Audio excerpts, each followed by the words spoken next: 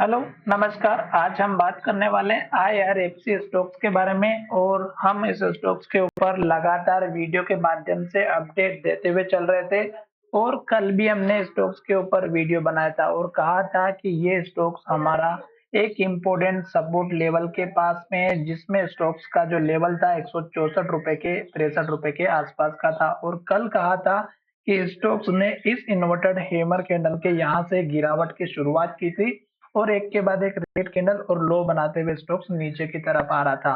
फिर स्टॉक्स में इस लेवल पर स्टॉक्स अटका हुआ था 175 पे। फिर स्टॉक्स का सपोर्ट लेवल बना था 170 72 का और अब स्टॉक्स का जो सपोर्ट लेवल बना है 164 63 का। आज के दिन स्टोक्स ने हमारा जो नियम था रेड कैंडल और लो बनाने का वो सिलसिला जारी रखा और रेड कैंडल बनाने के बाद लो के पास क्लोजिंग भी हुआ है।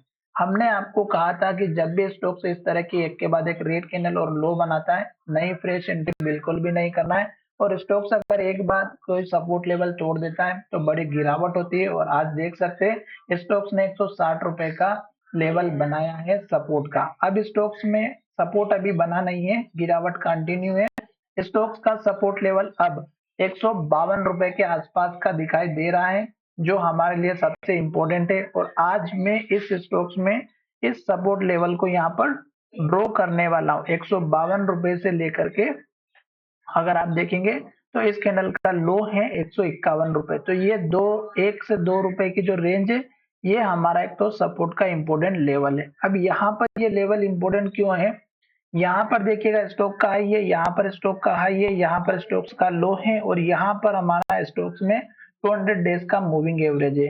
तो इसलिए स्टॉक्स में आपको कुछ नहीं करना है, 200 दिनों का मूविंग एवरेज तक स्टॉक्स मुझे अब लग रहा है नीचे आते हुए दिखाई देगा। अगर आप इंट्राडे में काम करते हैं तो इस कैंडल के हाई के आसपास का जो कि 156.65 पैसा यहाँ तक का आपका स्टॉक्स का सपोर्ट एक दिन यानी कि कल के दिन दिखाई दे सकता है और फिर अगर स्टॉक्स कंटिन्यू एक के बाद एक रेड कैंडल और लो बनाते हुए नीचे आता है तो हमें वेट करना है केवल रेड कैंडल का और जब तक रेड कैंडल बनेगी हमें जल्दबाजी नहीं करना है। स्टॉक यहीं पर रहेगा, स्टॉक्स नीचे आ रहा है आने दीजिएगा।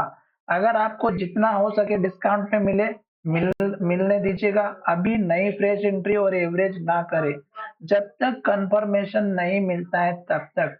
पुराने हाई लो को नहीं भूलना है क्योंकि वही हमारे इंपोर्टेंट लेवल्स होते हैं और जब भी स्टॉक उसके पास आता है तो वहां पर एक्शन जरूर होती है।